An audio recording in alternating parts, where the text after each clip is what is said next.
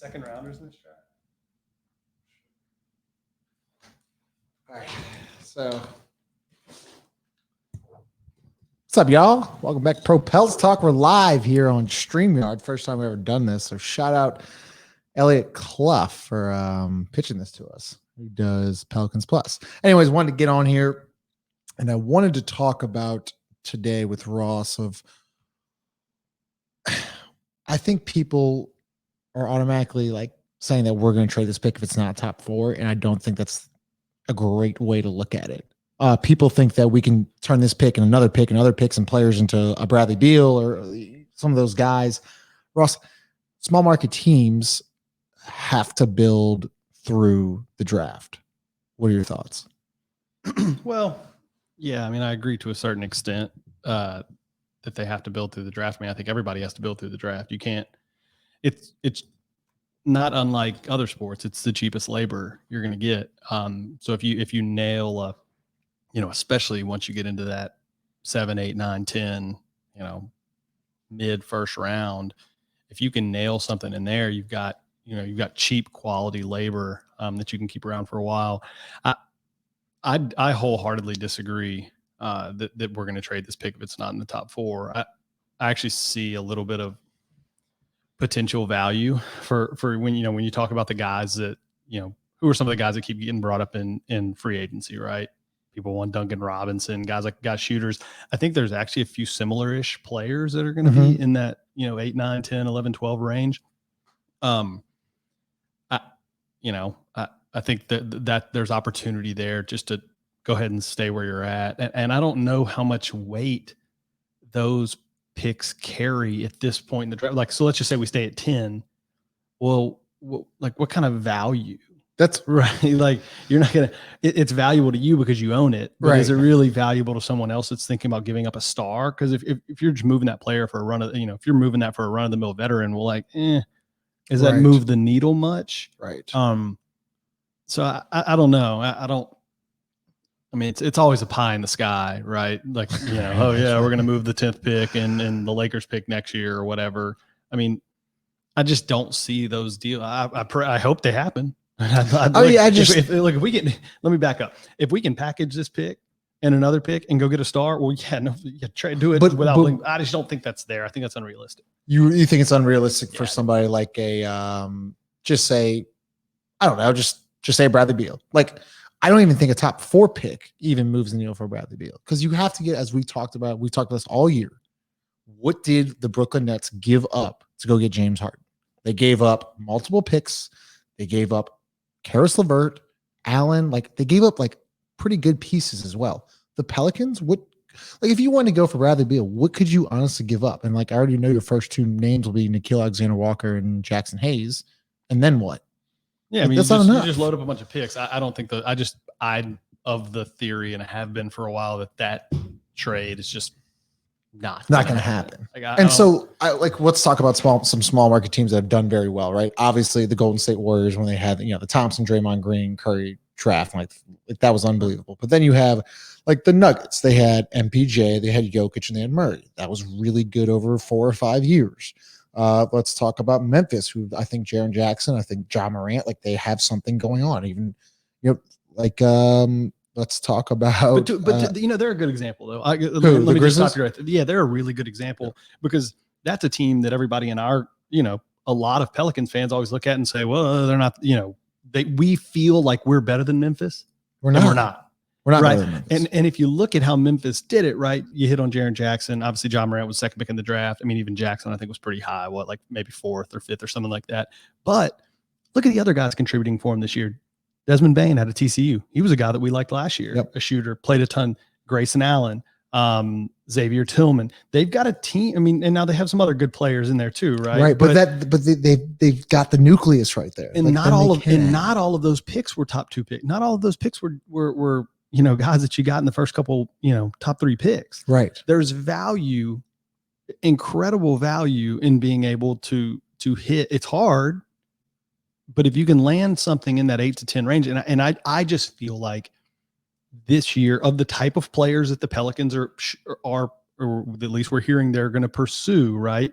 Point guards, shooters.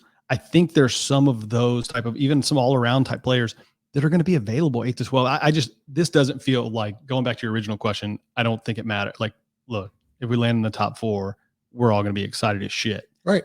But like, if that doesn't happen, I don't think we just instantly trade the pick, because I just don't know how much value it has in a trade. Right. That's what I'm saying. And like, that's where everyone's all like, we're trading the pick. I was like, I don't think we really do, because go look at the Suns. Now I know it's taken a couple of years to blossom, but DeAndre Ayton, Devin Booker, go look at the Raptors, OG Anunoby, Pascal Siakam, like they've been found in the draft.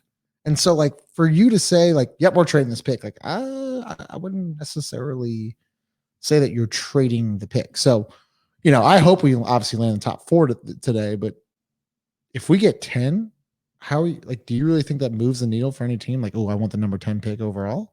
And and again, just to repeat, that's the really difficult part about these sort of hypotheticals, right? Because no, the 10th pick isn't getting you what you want. The 10th pick in combination of, like, with multiple other picks that we own in the future, some young players. Well, like, those are trades that get hard to just, hypothesize out of nowhere, right? Like, I can come up with all kind of crazy shit that could happen, but the likelihood of those things happening between now and the draft are like slim and none. Right. And so what you'd be looking at is, if it stays at 10, is there a player that you like in that range? Is there a couple players, 3 or 4 players that you like in that range? Or what are you looking at in terms of some kind of much larger package for a player? I actually think the higher the pick goes, the better the chance we have of trading it. Like, I flip on that. Explain. I think if this pick, let's say we luck into a top 4 pick, I think there's a higher likelihood of us then trading that pick than it is if we just sit at like 8, 9, 10. Well, we can't. 11. So it's like we can't get you can't get 5 through 9. I don't. Right. The NBA draft life is so weird, but you can either get 1 through 4 or 10 through 12, whatever it may be. And that's something we need to clear up for the viewerships. But like, at the same time, I don't think that you necessarily trade. Everyone's like, we're trading the pick to get an all-star. Like, who? No. Let's, like, you're not getting Bradley Beal. You're not going to get Dame Lillard. Like, CJ McCollum's like even borderline. Like, you got to hit on the draft, and you have to be very, very extremely intelligent and smart of who you target in free agency. Yeah, and I don't think that's it. To your point, I don't think any of those guys that everybody wants come into play unless that pick lands top 3, top 4. And here, if you're in the top 4, you keep it. Like, you go get a Green, get a Cunningham. Go. Yeah, maybe. I mean, you're not going to get Cunningham. That's the thing. Well, you get number 1. I mean, so you're taking a chance. I mean, yeah, I don't.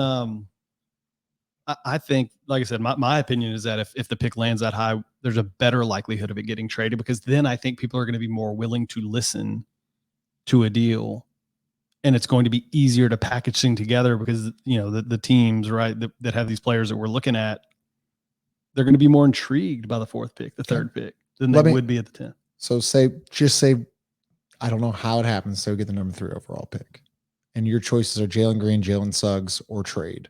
What would you do? It's kind of an impossible answer to question to answer. It depends obviously on the trade target, but at the same time, like, you get one of those guys, I'm not trading that. Why would I trade that? Like, imagine if, imagine if Suggs just burst onto the scene and is just unbelievable. Zion. Like, now you got Zion's 3rd year. The flip of that is it's very difficult, bordering on impossible, to make a run and deep in the playoffs with a rookie point guard. I think if you then trade that 3rd pick for a very good player, that then catapults us into a spot of relevance next year. And I'm not saying sacrifice the entire future, but like, I'm ready to be relevant. We've got enough picks. Yes. You got 5,000 picks over the next like 5 or 6 years. If we trade the one this year for an all-star, like, I'm perfectly happy with that. And so am I. But at the same time, what all-star? No, I agree. I just don't know. And so it's easy to say, well, you're just going to keep it because everybody gets excited about the draft and they get excited about all these young players. I get it. I understand it. It's sort of human nature, right? It's like the shiny new thing. But But you know what else would be shiny and new for us? What's that? Making the fucking playoffs. That'd be pretty cool. And even the better part is that the playoffs have expanded to 10 teams now. There's really no excuse to miss it with Zion and Brandon. And you just saw, and they were healthy. Look, and you just saw what Drew Holiday did, right? Drew Holiday traded. Milwaukee packages up all this shit, trades for Drew Holiday. What happens? Goes to a really good team, sees they're a championship contender, and he signs long term. That is the thing that people forget. It's like, whoa, what are you going to do? Trade for one of these veterans that's on a team that wants to move them, and you get them for a year or two? Not necessarily. Right. You start off the year hot as wildfire, and they realize, fuck, we got a nucleus here that might be able to win a championship.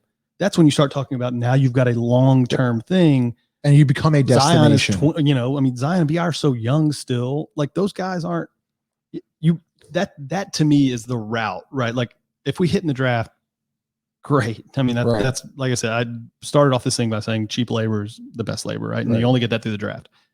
But at the same time, becoming fucking relevant is half the battle, maybe. Deal. And like you got to get those guys here, and then you got to win with them here, and then you start talking about Milwaukee is no better city to live in than New Orleans. No, it's where what is there to do in it's Milwaukee? No better city to live in. That's what I'm saying. Like Portland, right? Like go look at those guys are staying there because they have a chance to win. Because they like play. Yes, and like people will be attracted to playing with Zion Williamson, Brandon if they start winning.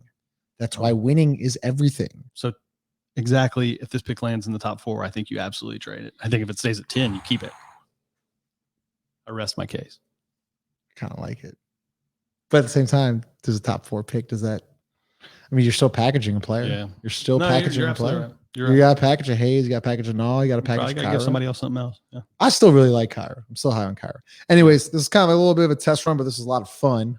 So we're going live now. I guess that's pretty cool. So Periscope, or not Periscope, StreamYard. So any questions? Thanks for joining, guys. And this will go up on YouTube and all that stuff. But we'll be back on the podcast probably next week, maybe tomorrow. Probably after to see where the pick lands. Yeah. See what pick lands. So here's your open 1 through 4, guys. As always, you can follow us on Pro Pels Talk on Twitter or Instagram.